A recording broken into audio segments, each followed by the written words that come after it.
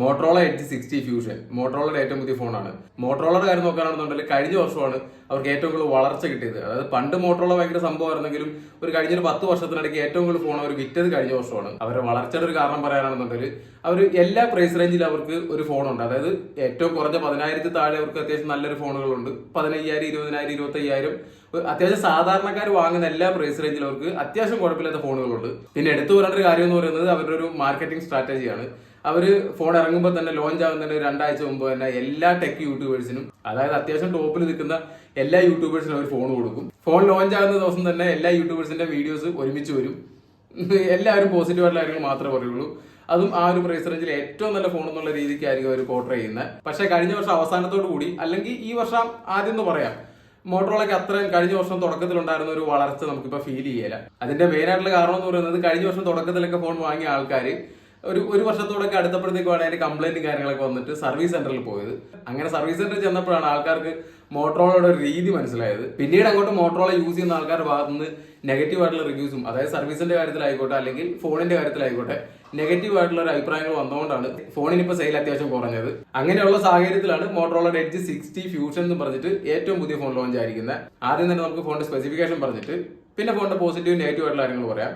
അതുപോലെ തന്നെ 25,000 രൂപ പ്രൈസ് റേഞ്ചിൽ വരുന്ന മറ്റെല്ലാ ഫോണോട്ട് കമ്പയർ ചെയ്യുമ്പോൾ ഇപ്പൊ ഈ ഫോൺ വാങ്ങണോ വേണ്ടോ എന്നുള്ളൊരു കൺക്ലൂഷനോട് പറയാം. മോട്ടറോള എഡ്ജ് 60 ഫ്യൂഷൻ എന്ന് പറയുന്നത് കഴിഞ്ഞ വർഷം ഇറങ്ങിയ എഡ്ജ് 50 ഫ്യൂഷന്റെ ഒരു സക്സസർ ആയിട്ട് ഇറക്കിയതാണ്. ഫോണിന്റെ ഡിസ്പ്ലേ നോക്കാനാണെന്നുണ്ടെങ്കിൽ 6.67 ഇഞ്ച് വരുന്ന POLED പാനലാണ്. അതുപോലെ തന്നെ 3D കർവ്ഡ് ഡിസ്പ്ലേ ആണ്. 1.5K റെസൊല്യൂഷൻ ഒക്കെ വരുന്നുണ്ട്. ഡിസ്പ്ലേയുടെ കാര്യം പറയുമ്പോൾ എടുത്തു പറയേണ്ട ഒരു കാര്യം എന്ന് പറയുന്നത് കഴിഞ്ഞ വർഷം ഇറങ്ങിയ എഡ്ജ് 50 ഫ്യൂഷനകത്ത് 144 ഹെഡ്സിന്റെ റിഫ്രഷ് റേറ്റ് ആണ് ഉണ്ടായിരുന്നത്. എന്നാൽ ഇതിലോട്ട് വരുമ്പോൾ ഒരു ഡൗൺഗ്രേഡ് ആണ്. 120 ഹെഡ്സിന്റെ റിഫ്രഷ് റേറ്റ് ആണ് എഡ്ജ് 60 ഫ്യൂഷനകത്ത് വരുന്നത്. പക്ഷെ ബ്രൈറ്റ്നസിന്റെ കാര്യത്തിൽ കഴിഞ്ഞ വർഷം 1600 നിറ്റ്സിന്റെ പീക്ക് ബ്രൈറ്റ്നസ് ആണ് ഉണ്ടായിരുന്നെന്നുണ്ടെങ്കിൽ ഇത്തവണ അത് 4500 ആയിട്ട് കൂട്ടിയിട്ടുണ്ട്. അതുകൊണ്ട് തന്നെ കഴിഞ്ഞ വർഷത്തെ അപേക്ഷിച്ച് കുറച്ചുകൂടെ ബ്രൈറ്റ് ആയിട്ടുള്ള ഡിസ്പ്ലേ ആയിരിക്കും ഈ വർഷം. ഡിസ്പ്ലേയുടെ പ്രൊട്ടക്ഷന് വേണ്ടിയിട്ട് ഗൊറില്ല ഗ്ലാസ് 7i ആണ് വരുന്നത്.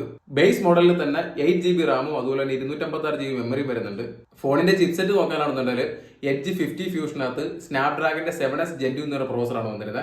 പക്ഷേ എഡ്ജ് 60 ഫ്യൂഷന്റെ കാര്യം നോക്കാനാണെന്നുണ്ടെങ്കിൽ മീഡിയാടെക്കിന്റെ ഡിമെൻസിറ്റി 7400 എന്ന് പറഞ്ഞ ഒരു പുതിയ പ്രോസറാണ് വന്നിരിക്കുന്നത്. അതൊരു അപ്ഗ്രേഡ് ആണോ എന്ന് ചോദിച്ചാൽ ചെറിയ രീതിയിൽ ഒരു അപ്ഗ്രേഡ് ആണെന്ന് പറയാം. പക്ഷെ വലിയ മേജർ ആയിട്ടുള്ള അപ്ഗ്രേഡ് ഒന്നും അല്ല. സ്നാപ്ഡ്രാഗന്റെ 7S Gen 2ന്റെ ആന്റിറ്റ്യൂഡ് സ്കോർ നോക്കാനാണെന്നുണ്ടെങ്കിൽ ഏകദേശം 6 ലക്ഷം ഒക്കെയാണ് അതിന്റെ സ്കോർ വന്നിരുന്നത്. അതുപോലെ തന്നെ ഡിമെൻസിറ്റി 7400യുടെ ആന്റിറ്റ്യൂഡ് സ്കോർ നോക്കാനാണെന്നുണ്ടെങ്കിൽ ഏകദേശം 6.5 ലക്ഷം, 7 ലക്ഷത്തിൽ താഴെയാണ് രണ്ടിന്റെ ആന്റിറ്റ്യൂഡ് സ്കോർ വരുന്നത്. അതുകൊണ്ട് തന്നെ പെർഫോമൻസിന്റെ കാര്യത്തിൽ വലിയ മാറ്റമൊന്നും പ്രതീക്ഷിക്കേണ്ട. രണ്ടിലും ഏകദേശം സെയിം പെർഫോമൻസ് തന്നെ പ്രതീക്ഷിച്ചാൽ മതി. രണ്ട് ഫോണിലും in display finger print scanner ആണ് വരുന്നത്. അതുപോലെ തന്നെ രണ്ട് ഫോണും ഇപ്പോൾ ആൻഡ്രോയിഡ് 15 വരുന്നത്. 3 വർഷത്തെ OS അപ്ഡേറ്റും അതുപോലെ തന്നെ 4 വർഷത്തെ സെക്യൂരിറ്റി അപ്ഡേറ്റും മോട്ടറോള പറയുന്നുണ്ട്. പക്ഷെ മോട്ടറോളയുടെ കാര്യത്തിൽ അത് എത്രമാത്രം ശരിയാണെന്ന് അറിയില്ല. നിങ്ങൾ മോട്ടറോള യൂസ് ചെയ്യുന്ന ആളാണെന്നുണ്ടെങ്കിൽ നിങ്ങൾക്ക് മനസ്സിലാവും അവർ സോഫ്റ്റ്വെയർ അപ്ഡേഷന്റെ കാര്യത്തിലൊക്കെ വളരെ പുറകിലാണ്. പിന്നെ എടുത്തു പറഞ്ഞ കാര്യം എന്ന് പറയുന്നത് ഇതിനകത്ത് നമുക്ക് റാം വരുന്നത് LPDDR4X റാം ആണ്. കഴിഞ്ഞ വർഷവും സെയിം ആയിരുന്നു, LPDDR4X റാം തന്നെയാണ്. അതുപോലെ തന്നെ സ്റ്റോറേജ് നോക്കാനാണെന്നുണ്ടെങ്കിലും UFS 2.2 സ്റ്റോറേജ് ആണ് കഴിഞ്ഞ വർഷവും ഈ വർഷം വരുന്നത്. IP68 വാട്ടർ റെസിസ്റ്റന്റ് ആണ് ഫോൺ. കഴിഞ്ഞ വർഷം സെയിം ആയിരുന്നു. പക്ഷെ എടുത്തു പറയേണ്ട ഒരു അപ്ഗ്രേഡ് എന്ന് പറയുന്നത് ഇത്തവണ മിലിറ്ററി ഗ്രേഡ് സർട്ടിഫിക്കറ്റ് കിട്ടിയിട്ടുണ്ട്.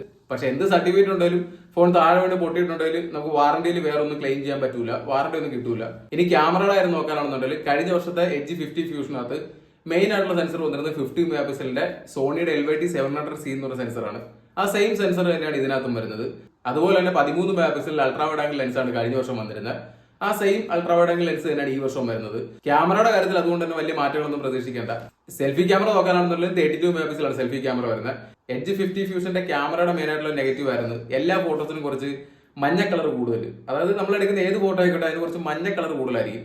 അതുപോലെ തന്നെ ഓവർ സാച്ചുറേറ്റഡ് ആയിരിക്കും. അതായത് പണ്ടത്തെ സാംസങ്ങിന്റെ ഫോണിനകത്ത് കൊണ്ടായിരുന്ന പോലെ ഫോട്ടോ എടുത്തു കഴിയുമ്പോൾ ഭയങ്കര ഓവർ സാച്ചുറേറ്റഡ് ആയിരിക്കും, ഭയങ്കര കളറായിരിക്കും ഫോട്ടോസിന്. അത് ചിലർക്ക് ഇഷ്ടമാണ് കേട്ടോ, അങ്ങനെയുള്ള ഫോട്ടോസ് കാണാൻ ചിലർക്ക് ഇഷ്ടമാണ്. സോഷ്യൽ മീഡിയയിലൊക്കെ അപ്ലോഡ് ചെയ്യാനൊക്കെ നല്ലതായിരിക്കും, കാണാനൊക്കെ നല്ലതായിരിക്കും. പക്ഷെ നമുക്ക് സൂം ചെയ്ത് നോക്കുന്ന സമയത്തായിരിക്കും ആ ഒരു ഫോട്ടോയുടെ ക്വാളിറ്റി കുറവ് മനസ്സിലാവുന്നത്. അതുപോലെ തന്നെ ഫോണിനകത്ത് സ്റ്റീരിയോ സ്പീക്കർ വരുന്നുണ്ട്. നിങ്ങൾ കൂടുതൽ യൂസ് ചെയ്യുന്ന മൾട്ടിമീഡിയ ആണെന്നുണ്ടെങ്കിൽ സോഷ്യൽ മീഡിയയിൽ വീഡിയോസ് കാണുന്ന ആളാണ്, അല്ലെങ്കിൽ സിനിമകളൊക്കെ ഫോണിനകത്ത് കാണുന്നതാണ്, യൂട്യൂബ് വീഡിയോസും കാര്യങ്ങൾ കാണുന്ന ആളാണെന്നുണ്ടെങ്കിൽ നിങ്ങൾക്ക് പറ്റിയ ഫോണാണ്. പിന്നെ ഫോണിന്റെ ബാറ്ററി ലൈഫ് എഡ്ജ് 50 ഫ്യൂഷനകത്ത് 5000 mAh ആയിരുന്നു ഫോണിനകത്ത് ബാറ്ററി വന്നിരുന്നത്. അന്ന് ആ ഫോണിനകത്ത് നമുക്ക് 8 മണിക്കൂർ 9 മണിക്കൂർ സ്ക്രീൻ ഓൺ ടൈം കിട്ടുമായിരുന്നു. ഇപ്പൊ 5500 ആയിട്ട് ബാറ്ററി ലൈഫ് കൂടിയിട്ടുണ്ട്. അതുകൊണ്ട് തന്നെ എന്ത് വന്നാലും നമുക്ക് 9 മണിക്കൂർ എന്നുള്ളത് 10 മണിക്കൂറോളം നമുക്ക് സ്ക്രീൻ ഓൺ ടൈം എന്ത് വന്നാലും കിട്ടും. പിന്നെ സോഫ്റ്റ്വെയർ എക്സ്പീരിയൻസ് യൂസ് ചെയ്യാനുള്ള സുഖം. മോട്ടറോളയുടെ ഫോൺ ആയതുകൊണ്ട് തന്നെ ബ്ലോട്ട്വേഴ്സ് കാര്യങ്ങളൊന്നുമില്ല, പരസ്യങ്ങളോ കാര്യങ്ങളൊന്നും വരില്ല. നമുക്ക് അതുകൊണ്ട് തന്നെ യൂസ് ചെയ്യാനായിട്ട് വളരെ സിമ്പിൾ ആയിട്ടുള്ള ഫോണാണ്. നിങ്ങൾക്ക് പ്യൂർ ആയിട്ടുള്ള ആൻഡ്രോയിഡ് എക്സ്പീരിയൻസ് വേണമെന്നുണ്ടെങ്കിൽ ഈ ഒരു പ്രൈസ് പിന്നെ വേറെ ഫോൺ ഉള്ളത് നമുക്ക് നത്തിങ്ങിന്റെ 3 എന്ന് പറഞ്ഞ ഫോണാണ്. അതിനകത്തും സെയിം ആണ്, യൂസ് ചെയ്യാനായിട്ട് വളരെ സിമ്പിൾ ആണ്. എനിക്ക് തോന്നുന്നത് മോട്ടോറോളയെക്കാളും കുറച്ചുകൂടെ ബെറ്റർ ആയിട്ടുള്ള കസ്റ്റമൈസേഷനും സോഫ്റ്റ്വെയർ എക്സ്പീരിയൻസും കാര്യങ്ങൾ കിട്ടുന്നത് നത്തിങ്ങിനകത്തായിരിക്കും. പിന്നെ IP68 അതുപോലെ തന്നെ മിലിറ്ററി ഗ്രേഡ് സർട്ടിഫിക്കറ്റും. അത്യാവശ്യം റഫായിട്ട് ഫോൺ യൂസ് ചെയ്യുന്ന ആൾക്കാരാണെന്നുണ്ടെങ്കിൽ നിങ്ങൾക്ക് വാങ്ങാനായിട്ട് വേറെ ഓപ്ഷൻ ഒന്നുമില്ല. അതായത് വേറെ ഒന്നുമില്ല, ഫോൺ ചെറുതായിട്ട് വെള്ളത്തിൽ പോയാലും കുഴപ്പമില്ല, അത്യാവശ്യം ചെറുതായിട്ട് താഴെ വീണാലും കുഴപ്പമില്ല, പെട്ടെന്നൊന്നും പൊട്ടൂല. അതുകൊണ്ട് തന്നെ റഫായിട്ട് യൂസ് ചെയ്യുന്ന ആൾക്കാർക്ക് മേടിക്കാം. ഇതൊക്കെയാണ് എനിക്ക് ഫോണിന്റെ പോസിറ്റീവായിട്ട് തോന്നിയ കാര്യങ്ങൾ. ഇനി നമുക്ക് ഫോണിന്റെ നെഗറ്റീവ് ആയിട്ടുള്ള വശങ്ങൾ നോക്കാം. എടുത്തു പറയേണ്ട ആദ്യത്തെ നെഗറ്റീവ് എന്ന് പറയുന്നത് ഫോണിന്റെ ചിപ്സെറ്റ് ആണ്. മീഡിയാടെക്കിന്റെ ഡിമെൻസിറ്റി 7400 എന്നൊരു ചിപ്സെറ്റ് ആണ് വരുന്നത്. ഒരിക്കലും ഒരു മോശം പ്രോസസർ അല്ല, പക്ഷേ ഈ ഒരു പ്രൈസ് റേഞ്ച് നോക്കുമ്പോഴാണ് ഇതൊരു മോശമാണെന്ന് പറയുന്നത്. നിങ്ങളൊന്ന് ആലോചിക്കണം, വിവോയുടെ T4X എന്ന് പറഞ്ഞിട്ട് ഒരു പുതിയ ഫോൺ ലോഞ്ച് ആയിട്ടുണ്ട്. അതിനകത്ത് പ്രോസസർ വരുന്നത് മീഡിയാടെക്കിന്റെ ഡിമെൻസിറ്റി 7300 എന്ന് പറഞ്ഞ പ്രോസറാണ്. ഏകദേശം 14,000 താഴെയാണ് ആ ഫോണിന്റെ പ്രൈസ് വരുന്നത്. ആ ഫോണിന്റെ ആൻഡ്രോയിഡ് സ്കോർ വരുന്നത് ഏകദേശം 7 ലക്ഷത്തിനടുത്താണ്. സെയിം ആണ് ഈ ഫോണിന്റെ ആൻഡ്രോയിഡ് സ്കോർ വരുന്നത് ഏകദേശം 7 ലക്ഷത്തിനടുത്താണ്. ഈ പറഞ്ഞ രണ്ട് ചിപ്സെറ്റും തമ്മിൽ അങ്ങനെ മേജർ ഡിഫറൻസ് ഒന്നുമില്ല, ചെറിയ രീതിയിലുള്ള അപ്ഗ്രേഡും കാര്യങ്ങളും മാത്രമേ ഉള്ളൂ. പക്ഷെ നമ്മൾ കൊടുക്കുന്ന പ്രൈസ് എന്ന് പറയുന്നത് വിവോ T4X നമ്മൾ കൊടുക്കുന്നത് 14,000 താഴെയാണെന്നുണ്ടെങ്കിൽ ഇതിന്റെ ബേസ് മോഡൽ നമുക്ക് വരുന്നത് 23,000 രൂപയാണ്. നമ്മൾ ഏകദേശം 10,000 രൂപയാണ് ഇതിന് കൂടുതൽ കൊടുക്കുന്നത്.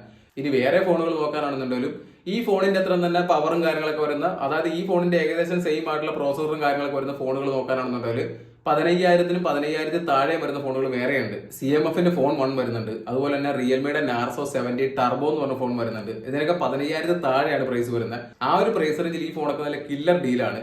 ഇനി നമുക്ക് മോട്ടോറോള എഡ്ജ് 60 ഫ്യൂഷന്റെ പ്രൈസ് റേഞ്ചിൽ വരുന്ന ഫോണുകൾ നോക്കാം. അതായത് 25,000 താഴെ വരുന്ന ഫോണുകൾ നോക്കാം. എടുത്തു പറയേണ്ട ആദ്യത്തെ ഫോൺ എന്ന് പറയുന്നത് OnePlusന്റെ Nord 3 ആണ്. ലോഞ്ച് ആയ സമയത്ത് 30,000 മേളിൽ ഉണ്ടായിരുന്നതാണ്. പക്ഷെ ഇപ്പൊ ആ ഫോണിന്റെ പ്രൈസ് കിടക്കുന്നത് നമുക്ക് 25,000 താഴെയാണ്. ആ ഫോണിനകത്ത് വരുന്ന ചിപ്സെറ്റ് എന്ന് പറയുന്നത് മീഡിയാടെക്കിന്റെ ഡിമെൻസിറ്റി 9000 ആണ്. അതായത് ഏകദേശം 10 ലക്ഷത്തോളം ആൻഡ്രോയിഡ് സ്കോർ വരുന്ന നല്ല കിടിലം പ്രോസറാണ്. ഗെയിം ഒക്കെ കളിക്കാൻ പറ്റിയ, അതായത് 25,000 പ്രൈസ് റേഞ്ചിൽ ഗെയിം ഒക്കെ കളിക്കാൻ പറ്റിയ നല്ല സൂപ്പർ പ്രോസറാണ്. പിന്നെ ഒരു ഫോൺ പറയാനാണെന്നുണ്ടെങ്കിൽ നത്തിങ്ങിന്റെ 3A എന്ന് പറഞ്ഞ ഫോണാണ്. 25,000 താഴെയാണ് അതിനും പ്രൈസ് വരുന്നത്. അതിന്റെ ചിപ്സെറ്റ് നോക്കാനാണെന്നുണ്ടെങ്കിൽ സ്നാപ്ഡ്രാഗന്റെ 7S Gen 3 എന്ന് പറഞ്ഞ ചിപ്സെറ്റ് ആണ്. ഏകദേശം 8.5 ലക്ഷത്തോളം ആൻഡ്രോയിഡ് സ്കോർ വരുന്നുണ്ട്.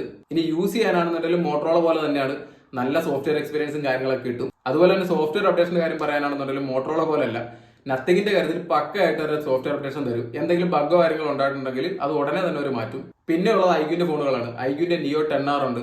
അതുപോലെ തന്നെ ഐക്യൂന്റെ Z9S Pro ഉണ്ട്. ഇതൊക്കെ ഈ ഒരു പ്രൈസ് റേഞ്ചിൽ വരുന്നതാണ്. പക്ഷേ ഞാൻ ഐക്യൂന്റെ ഫോൺ റെക്കമെൻഡ് ചെയ്യാത്തത്, ഐക്യൂന്റെ ഫോൺ വാങ്ങിയിട്ട് നമ്മൾ സോഫ്റ്റ്വെയർ അപ്ഡേറ്റ് ചെയ്തിട്ടുണ്ടെങ്കിൽ 8ന്റെ പണി കിട്ടും. ക്യാമറ ശോകമാവും, പിന്നെ ബാറ്ററി ഡ്രെയിൻ ഉണ്ടാവും, പിന്നെ കുറെ ബഗ്ഗും കാര്യങ്ങളൊക്കെ ഉണ്ടാവും, സ്പീക്കറിന്റെ സൗണ്ട് വരെ കുറയും. അത്രയ്ക്ക് ദുരന്തമായിട്ട് പോകും ഐക്യൂന്റെ ഫോണുകൾ സോഫ്റ്റ്വെയർ അപ്ഡേറ്റ് ചെയ്തിട്ടുണ്ടെങ്കിൽ. അതുകൊണ്ട് തന്നെ നിങ്ങൾ ഐക്യൂന്റെ ഫോൺ വാങ്ങണമെന്നും പറയില്ല. പക്ഷേ നത്തിങ്ങിന്റെ 3A അതുപോലെ തന്നെ OnePlusന്റെ Nord 3 ഈ രണ്ട് ഫോണുകളും നിങ്ങൾക്ക് 25,000 താഴെ ബെറ്റർ ഓപ്ഷൻ ആണ്. നിങ്ങൾ മോട്ടോറോളയുടെ ഫോൺ യൂസ് ചെയ്യുന്ന ആളാണ്, അല്ലെങ്കിൽ നിങ്ങൾക്ക് മോട്ടോറോള ഫോൺ യൂസ് ചെയ്യാൻ ഇഷ്ടമുള്ള ആളാണ്, അതായത് മോട്ടോറോളയുടെ സോഫ്റ്റ്വെയർ എക്സ്പീരിയൻസും കാര്യങ്ങളൊക്കെ ഇഷ്ടമുള്ള ആളാണെന്നുണ്ടെങ്കിൽ നിങ്ങൾക്ക് ഈ ഫോൺ വാങ്ങാം. ഇനി നിങ്ങളൊരു മീഡിയ യൂസ് ചെയ്യുന്ന ആളാണ്, അതായത് നിങ്ങൾ വീഡിയോസും കാര്യങ്ങളൊക്കെ കൂടുതൽ കാണുന്ന ആളാണ്, നല്ലൊരു ഡിസ്പ്ലേ ഉള്ള ഫോൺ, നല്ലൊരു സ്റ്റീരിയോ സ്പീക്കർ ഉള്ള ഫോൺ വേണമെന്നുണ്ടെങ്കിൽ നിങ്ങൾക്ക് ഈ ഫോൺ വാങ്ങാം. പക്ഷെ നിങ്ങളൊരു ഗെയിം കളിക്കുന്ന ആളാണ്, നിങ്ങളുടെ ഉദ്ദേശം ഗെയിമിംഗ് ആണെന്നുണ്ടെങ്കിൽ ഈ ഫോൺ നിങ്ങൾ ഒഴിവാക്കുക. അത് ഫോണിലെ ഗെയിമിംഗ് അത്ര മോശമായതുകൊണ്ടല്ല, ഈ ഫോണിന്റെ ഗെയിമിംഗ് പെർഫോമൻസിന് വേണ്ടി നിങ്ങൾ ഇത്രയും പ്രൈസ് കൊടുക്കുന്ന നഷ്ടമാണ്. അതായത് 22,000 23,000 എന്ന് പറയുന്നത് ഈ ഫോണിന് വില കൂടുതലാണ്. അപ്പൊ ഇന്നത്തെ വീഡിയോയിൽ ഇത്രയേ ഉള്ളൂ. നമുക്ക് വേറെ വീഡിയോയിൽ കാണാം.